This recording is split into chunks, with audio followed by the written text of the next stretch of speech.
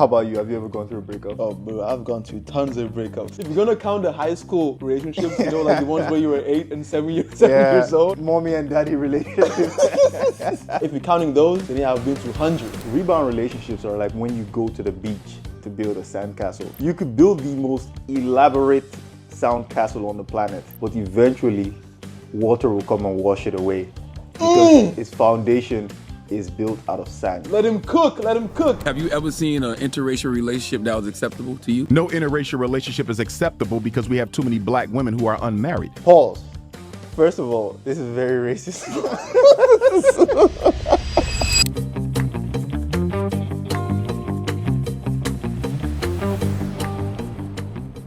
Yes, welcome to our podcast. Yes, sir. Thank you guys for watching the last episode. Thank you for watching the last episode if you did. Yes, sir. Really appreciate you. All the comments, all the likes, shares, all what you did. Even if you watched for 1 minute, appreciate it. Love it. Appreciate you. Today we got a big one coming. Yeah. We got the biggest of the biggest ones.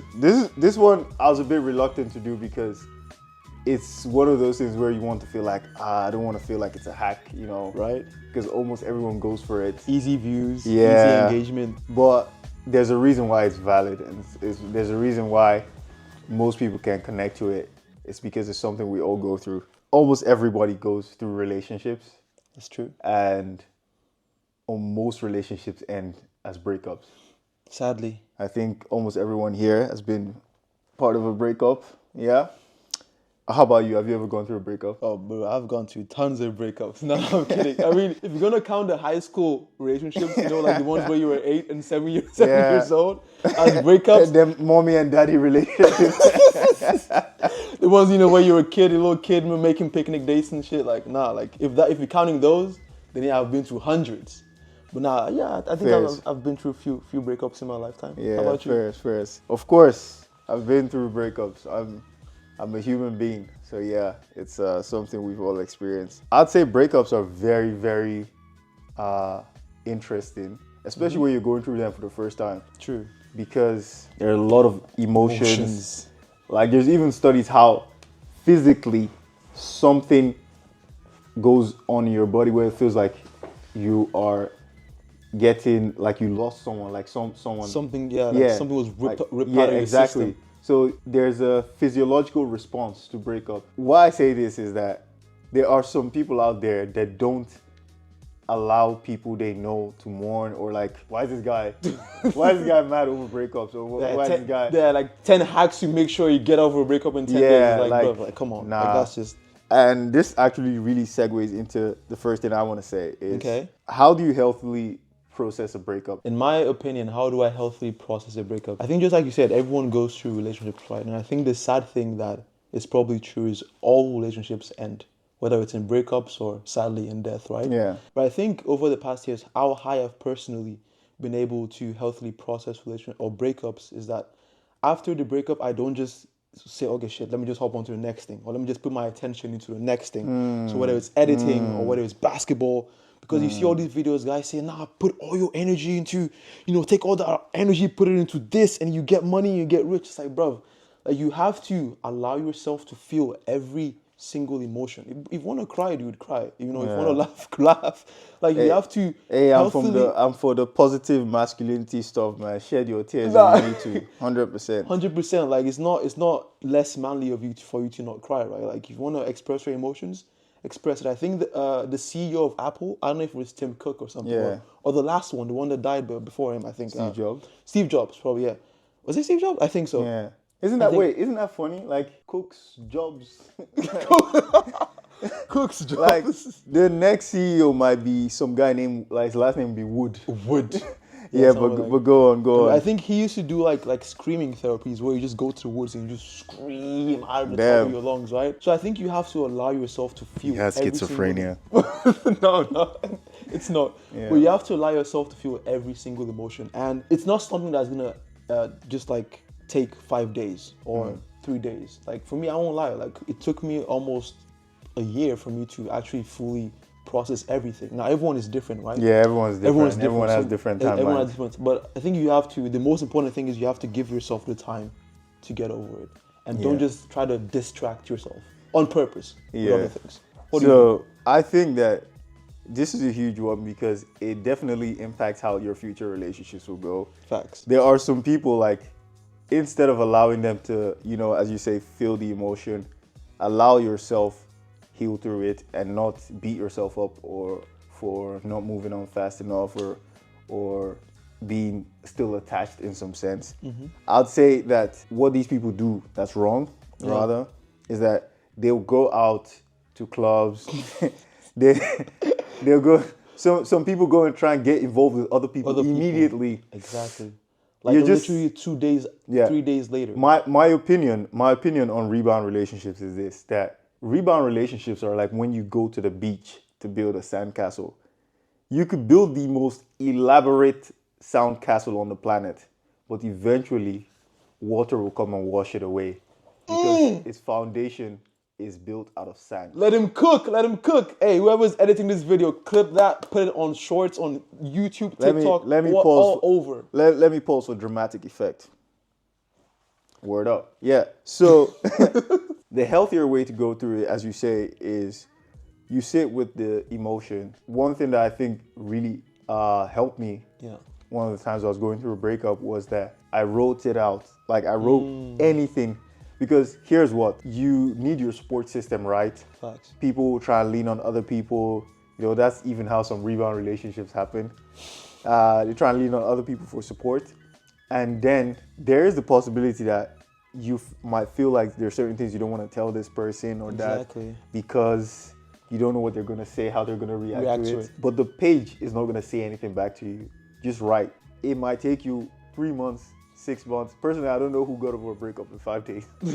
Honestly, if you did, you're a psychopath. If you did, like healthy in a healthy way, please, hey, put it in the paper, like put it in the book. I don't know how that shit is possible. 5 days. Just sit with the emotions. Don't distract yourself, but don't dwell. So go out and do stuff. Like force yourself to maybe work out, go to school, but don't beat yourself up for still feeling like, oh, like I've not moved on or anything like that. I think one of the most common emotions people go through is the feeling of betrayal. Do you ever feel like betrayed? Yeah. Like honestly, in my opinion, like out of trauma and breakups, I never ever really felt betrayed in any way. I think one thing that I always felt after every breakup was gratitude. Because you know what, I'm happy for whatever it is I learned here. I'm happy for whatever it is you learned here, and hopefully I can take this and move on in my life and make myself better. Because I think people always sometimes see loss or losing as a negative thing. But they always forget to look at the positive part of losing, whereas you actually learn something from that experience and you can actually use it to make your life better in a certain way. But in terms of betrayal, I don't think I've ever been in a situation where it felt like I was betrayed. But I do know, like, most of my friends, oh damn, he betrayed me, like he told me he was gonna buy me this or do me that, and then at some point he's like, so like it's common for sure, but I personally, I don't think I've ever experienced that. How about you? I think I definitely understand what it's like to feel like you've been betrayed. Gratitude does come, but gratitude only comes much later. I think gratitude comes after you've gone through the valley of despair. The valley of... Dude, I like all these, like, where do you get these words from? Like, valley of despair. Right, like when Shakespeare you like, or some shit. when you like have written down through all this stuff, you've seen stuff from the different angles you've grown. Perspectives. And then you like appreciate. But a lot of people, especially people that maybe they get cheated on, they feel betrayed because they're like, did I ever know this person? Yeah. You know, when the switch comes where they start to act differently towards you, you know, where they act like, oh, like they don't want to see you or they're scared of you or those kinds of talk, it makes it seem like, oh, like, you know, I got betrayed a little bit. Like, right? I thought you knew me. Yeah, like, damn, like we were close like a few months ago. And I was like, we're complete strangers. I definitely think anyone that hasn't gotten their heart broken should get it broken as fast as possible. As fast as possible. Like, just get it off the bat. Because there's a lot of there's this naivety you can have until you get your heart broken. Really? Yeah. So, but what about the people then who were like, 80 years old and they had the first love in high school? And you know what? That was a very different time. Different time? You think so? If they're in another time, there's so much to talk about when it comes to relationships. Another time, we're actually going to make an episode that's dedicated to what would it be like for other generations to date in our current era. Maybe we should get our grandparents in the episode as well. That would be hilarious. Get them to sit down. But I want to ask you a question. Do you feel like from most of the things you heard from relationships, do you think like cheating is very common?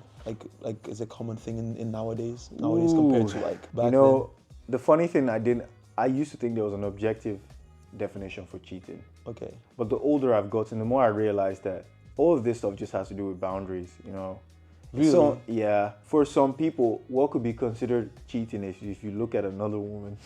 I swear, I don't know, So bro. you just look and There's- like Listen, I think there's probably one woman out there in this world that would Yeah? consider that cheating. cheating. There would be, for some women, it's that if you texted another woman about your problems, that would be cheating. Scrolling through so- baddies on IG. Yeah, for some people that's cheating. Personally, I don't do that. Please don't scroll through baddies on IG? I was gonna say that one thing I really, really appreciate about breakups Yeah? is the personal growth that I think you can achieve from breakups. Okay. For me, I think it forces you to reflect. Not everybody. So here's what. Earlier we spoke about going through breakups in a healthy way, like the aftermath, versus like going out to only drink and try and get with other people as fast as possible, all this other stuff. Yeah. Here's what. If you try to go through it the healthy way, it will force you to look inwards and be like, you know what? Damn, like- what was I responsible for? Exactly. What did I do? Like, what did I do that was wrong? That was What wrong. did they do that was wrong? What did I learn from this? Exactly. There are What- some exactly. situations where maybe you made certain mistakes or you did certain things the wrong way. Like, how could I have prevented this from happening? Like it opens up your mind to so many things, right? Could I have learned certain things faster? Some stuff like that. Just the fact that you are forced to look inside. Yeah, but if you're like- trying to take it a healthy way, I think it leads to personal Doesn't growth. it What do you suck think? doesn't it suck that you always have to get to that stage before you actually realize that some of the things that wouldn't it be so great if you realize all these things when you're in the relationship? Bruh. Like you're forced to reflect when you're outside of it. It's kind of Bruh, sad, isn't it? And wait, here's what. I think you couldn't have had, it's crazy, but you couldn't have had the realization you did whilst you were in there.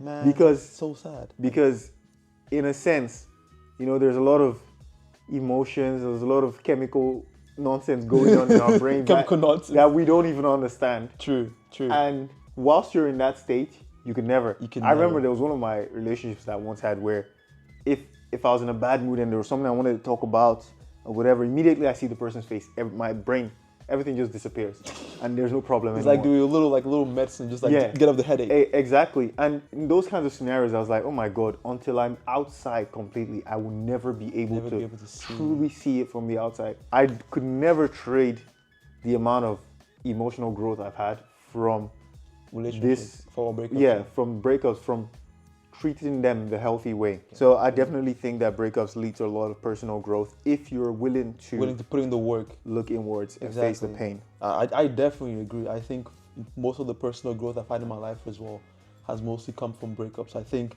me going to the gym, I ain't gonna lie to you.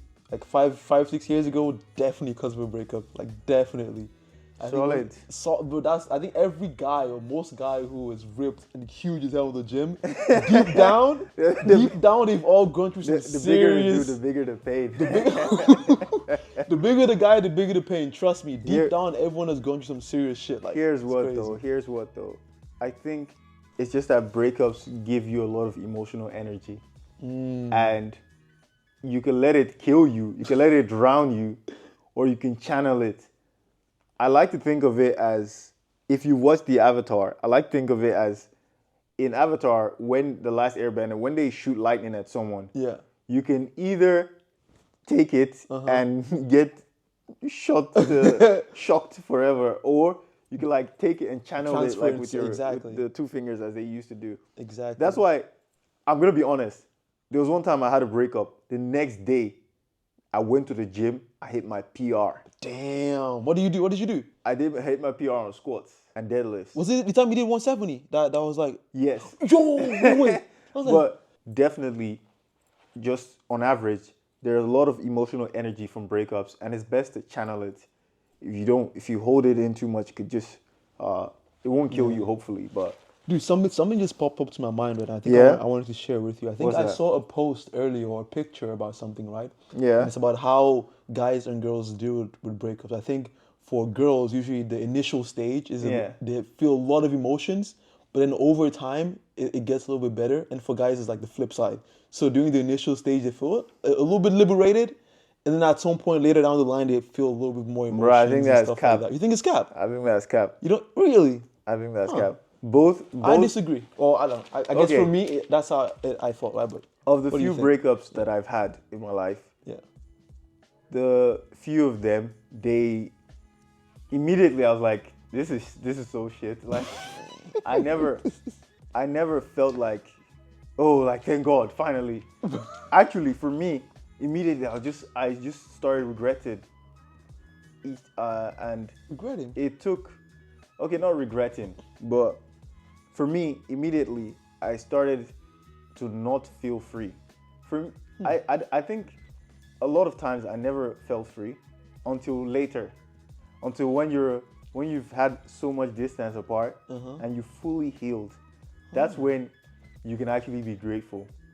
Like I'm just so grateful now, you know. Damn, I guess people just process I think it people differently. that's right? so. Yeah. It's so very weird, easy so for us weird. to throw blanket statements, Exactly. and I guess they help to understand how most people react to certain things.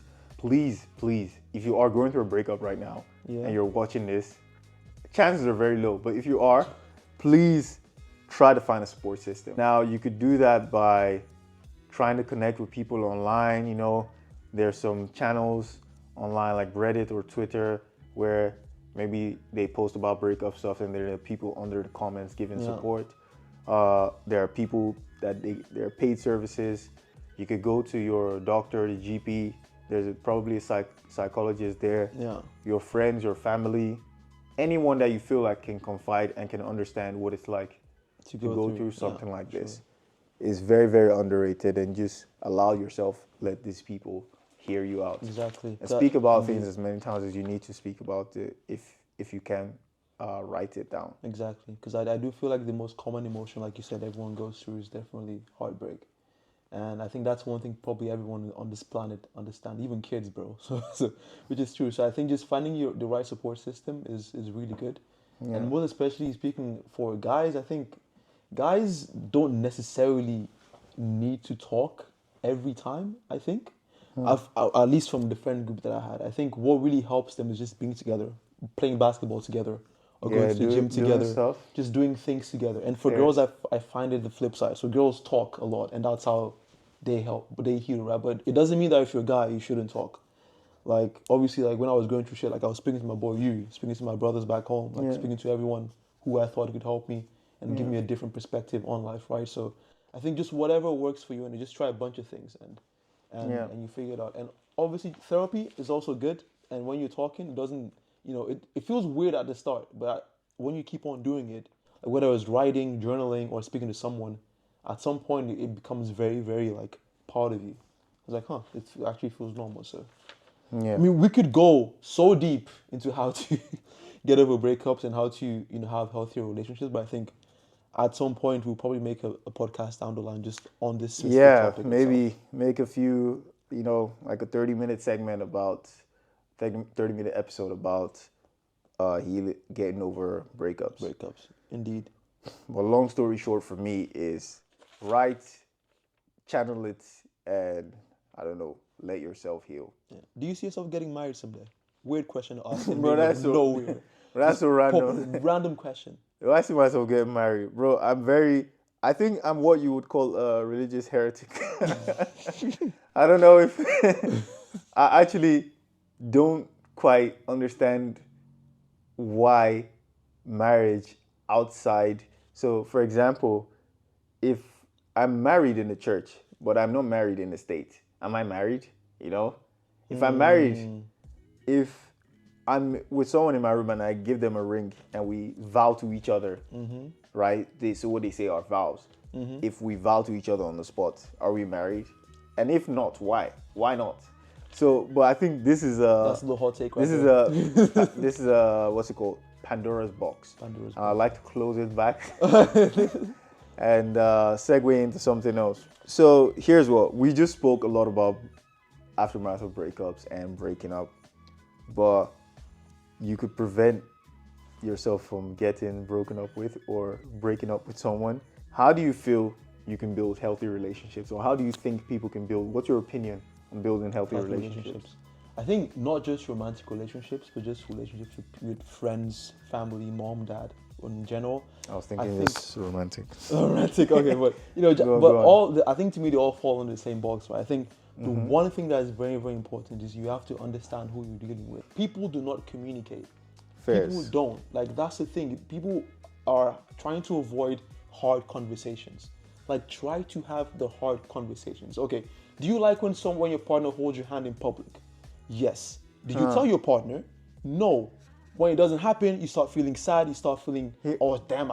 I think I know part of the reason why I think some of these things happen is that we've been deluded as a generation, or I don't know, people between, I think 35 and under.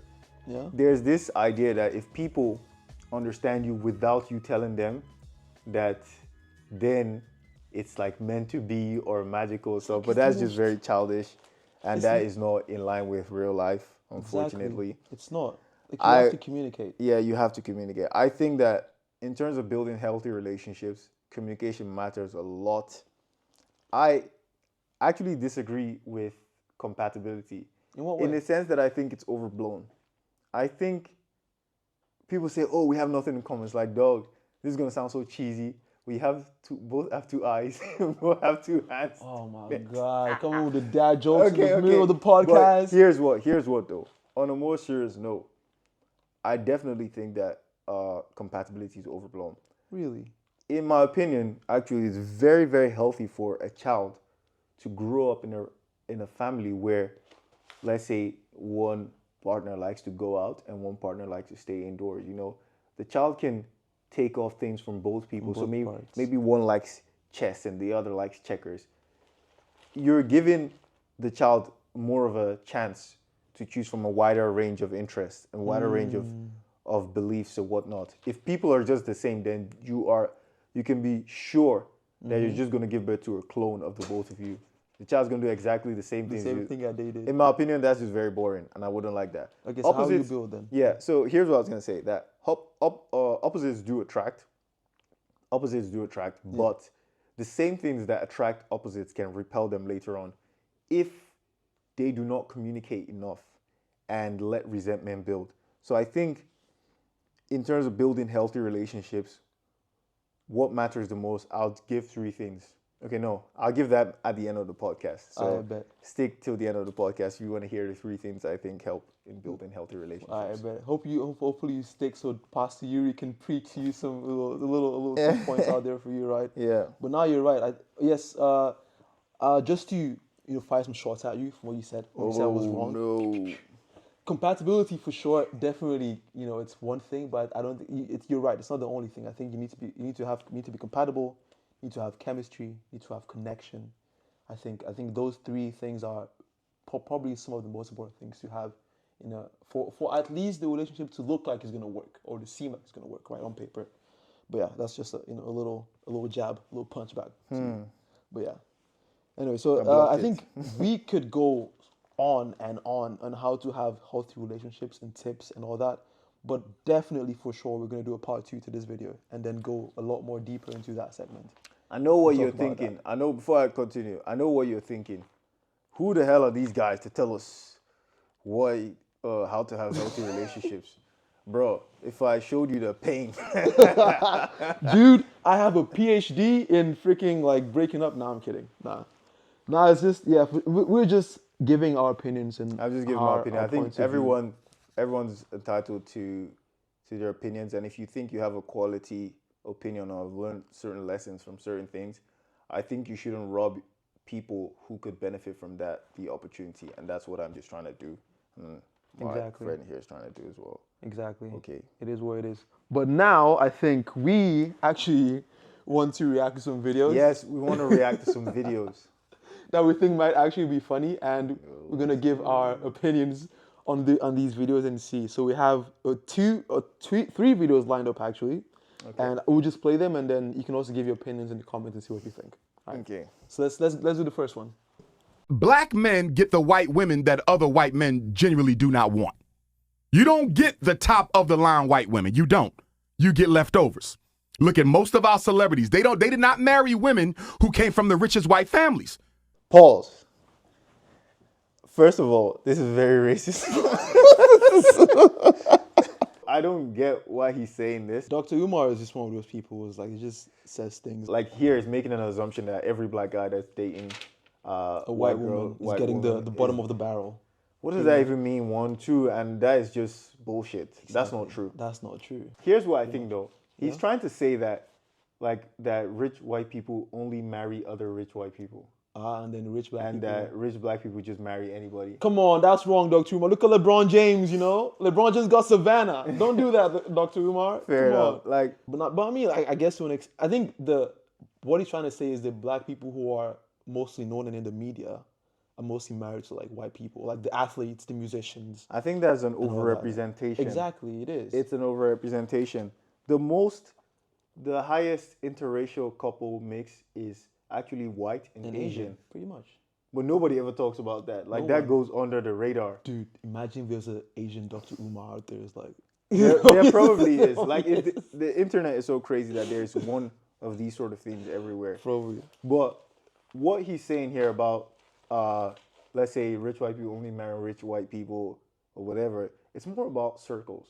So he's referring to black money as athletes, and which is, you know, they're rich, but in the grand scheme of things, they're not that rich. Exactly.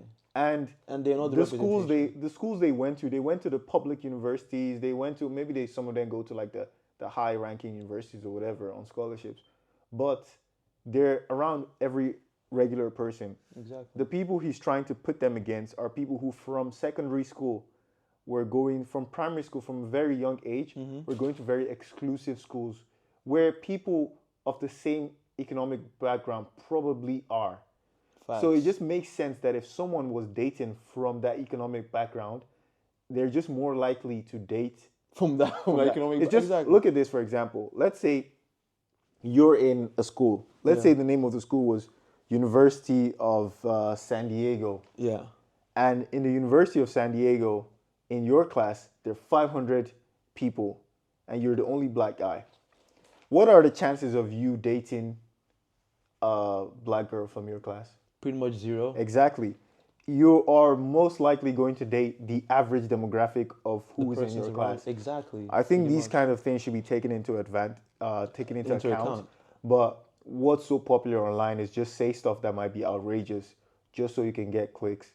But I don't think they have a lot of replay value, and that's not something I'm on at all. I mean, I would say Dr. Umar does know how to get people's attention for sure. Like, dude. Yeah, he knows how to just say. He knows how to just say some stuff that's overtly stupid, unconsciously funny as well, like with his expressions and with the memes and all that. But yeah, I guess we just go to the next video and go. I guess I'll just continue playing this one. I want to hear. I'm sorry, you. Okay. Rich white woman, rich white money doesn't operate that way. You see. I want to ask you something, Dr. Umar. For you, have you ever seen an interracial relationship that was acceptable to you? No interracial relationship is acceptable because we have too many black women who are unmarried. Black women are the largest population. Bro, man. This guy turned relationship to chess. Bro, he's using it as numbers. He's on paper, turning to like, chess, to statistics, bro. That is not life. Like what sort of life is that? Oh, let's say you're at the altar. You're about to get married to a Japanese woman. Oh, like new statistics dropped. More unmarried 35-year-old. CNN and shit, like with the camera. Let me go away from the altar and go and look for so that we make this equal. It's like, bro, like come on. Please don't live life like that. Let's hear him out. Let's hear him out. Black women are the largest population on the planet Earth. If you can't find one in America, get it from Africa. If you can't, so hold on. This is part of what's wrong in general with the mentality around dating now. You hear people say like, oh, like if he doesn't check your boxes, find someone who will. If this, that. This guy saying marry black women. If you can't find an American, go to Africa. Like, are they shoes? You know,